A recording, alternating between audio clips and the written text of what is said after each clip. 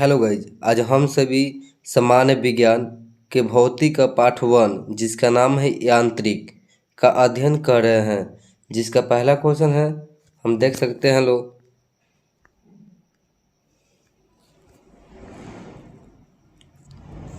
Decibel इकाई का प्रयोग होता है। डेसिबल इकाई का प्रयोग होता है किस में?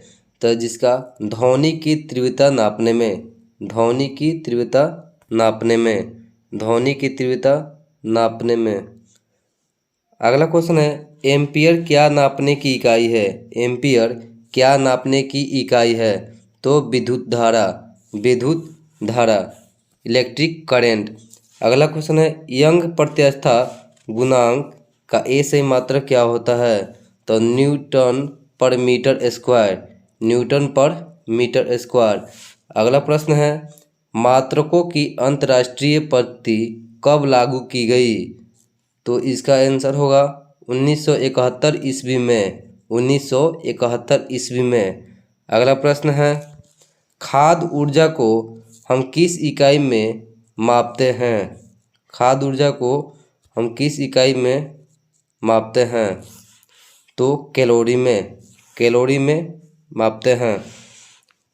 अगला प्रश्न है, विद्युत मात्रा की इकाई है, विद्युत मात्रा की क्या इकाई है? एम्पियर, एम्पियर विद्युत मात्रा की इकाई है। अगला प्रश्न है, एएसआई पद्धति में लेंस की शक्ति की इकाई है, लेंस की शक्ति की इकाई क्या है? तो हम जानते हैं डायऑप्टर होता है, जिसे डी से सूचित किया जाता है। अगला प्रश्न है, कैंडेला मात्रक है, कैंडेला जिसे सी डी इसका सूचित इकाई है। कैंडेला का मात्रक क्या होता है? ज्योति तीव्रता, ज्योति तीव्रता। अगला प्रश्न है, जूल इकाई है, जूल इकाई किसका है जी? तो कार्य और ऊर्जा दोनों की होती है, कार्य और ऊर्जा, वर्क एंड एनर्जी दोनों की जूल इकाई होती है। अगला प्रश्न है, हम देखेंगे ल्यूमेन, ल्यूमेन किसका मात्रक है? ल्यूमेन किसका मात्रक है? तो ज्योति फ्लक्स का, ज्योति फ्लक्स का। अगला प्रश्न है, क्यूरी किसकी इकाई है? क्यूरी किसकी इकाई है? यानी रेडियोधर्मिता का, रेडियोधर्मिता का। अगला प्रश्न है, दाब का मात्रक क्या होता है? प्रेशर की मात्रक क्या होता है? तो पास्कल, पास्कल पीएस से सूचित किया जाता है। अगला प्रश्न है, कार्य का मात्रक है, कार्य का मात्रक क्या है? तो कार्य का मात्रक जूल होता है, और ऊर्जा का भी मात्रक क्या होता है? जूल ही होता है।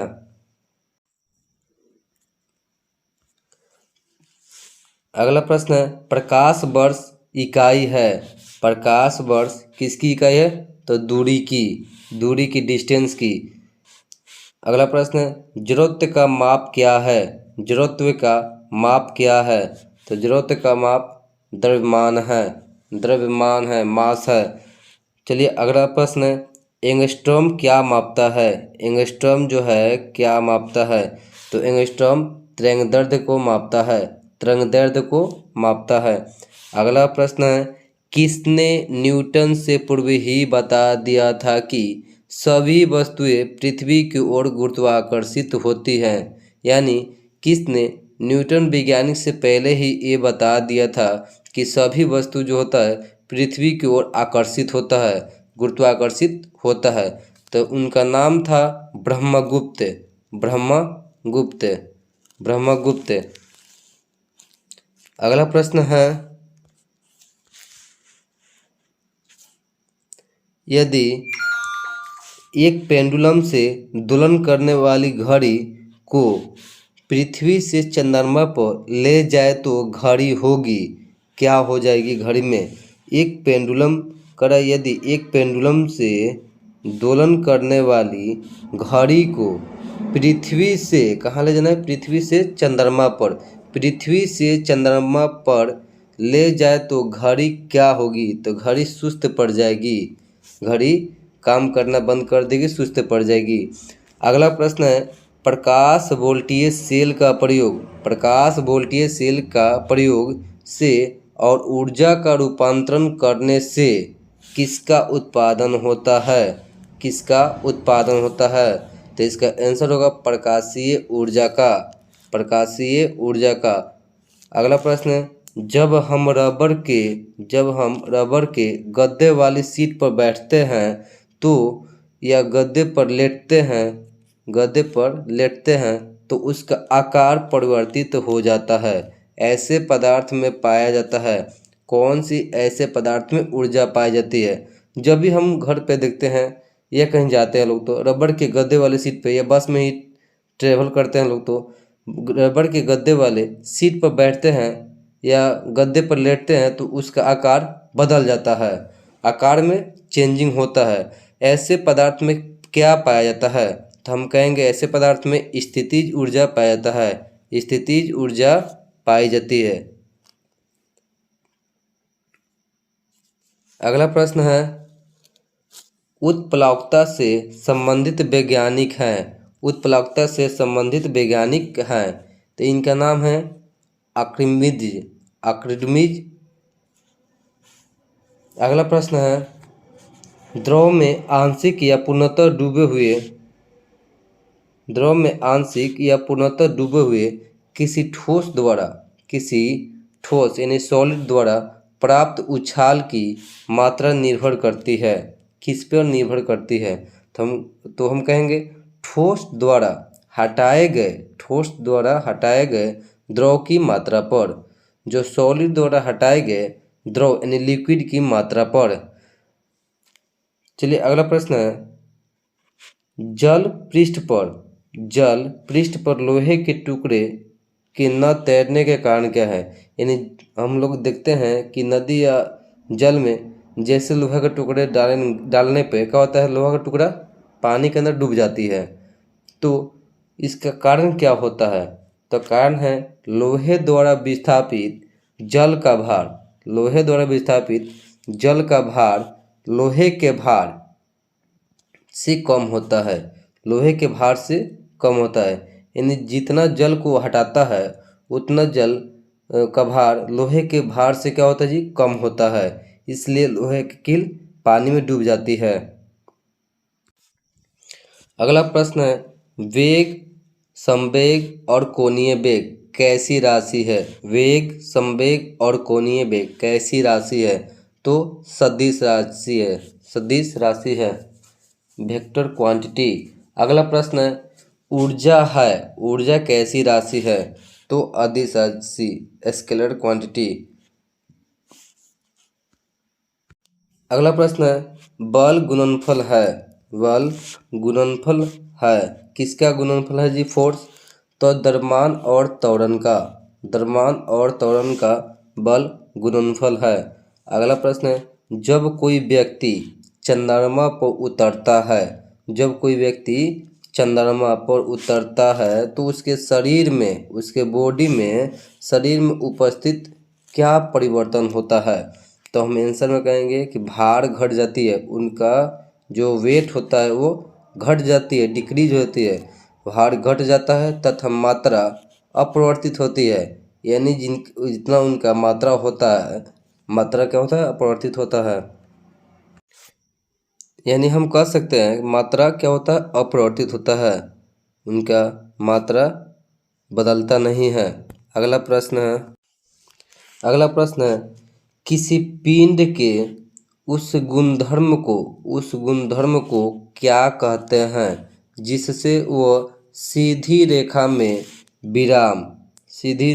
विराम या एक समान गति की स्थिति में किसी भी परिवर्तन का विरोध करती है तो उसे कहते हैं जड़त्व। उसे क्या कहते हैं? जड़त्व कहते हैं। किसी पिंड के उस गुणधर्म को क्या कहते हैं जिससे वो सीधी रेखा में विराम यानी विराम या एक समान गति की स्थिति में किसी भी परिवर्तन का विरोध करती है, या रोकती है या विरोध करती है, उसे जड़त्व कहते हैं। अगला प्रश्न है, न्यूटन के पहले नियम को कहते हैं। न्यूटन के पहला नियम को क्या कहते हैं जी? जड़त्व का नियम। अगला प्रश्न है, पार्श्विक इकाई है। पार्श्विक किसकी इकाई है जी? तो दूरी की, डिस्टेंस की। अगला प्रश्न है, चलिए अगला प्रश्न है, वायुमंडल में बादलों को तैरने के कारण है, यानी वायुमंडल में बादल किस कारण से तैरते हैं? बादल किस कारण से तैरते हैं? तो घनत्व के कारण, डेंसिटी के कारण, डेंसिटी के कारण, घनत्व के कारण तैरते हैं। अगला प्रश्न है, समुद्र में प्लवन करते आइसबर्ग का कितना भाग समुद्र के सतह से ऊपर रहता है? समुद्र के सतह से ऊपर रहता है।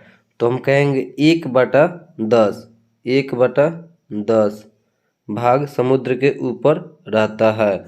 अगला प्रश्न है, जब कोई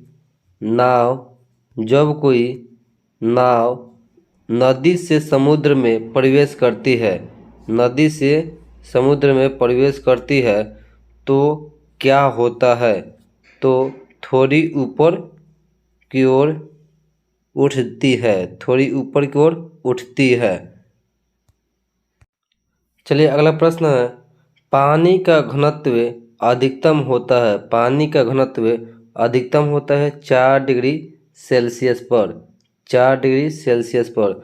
अगला प्रश्न है, वस्तु की मात्रा बदलने पर अपरिवर्तित रहेगा। अगर हम वस्तु की मात्रा बदल दें तो क्या अपरिवर्तित रहेगा, यानी कौन सी चीज़ नहीं बदलेगी? तो घनत्व। वस्तु की मात्रा बदलेंगे तो घनत्व पे कोई असर नहीं पड़ेगा, डेंसिटी पर कोई असर नहीं पड़ेगा। अगला प्रश्न है, तैराक को नदी के मुकाबले समुद्री पानी में तैरना आसान क्यों लगता है? तैराक को नदी के मुकाबले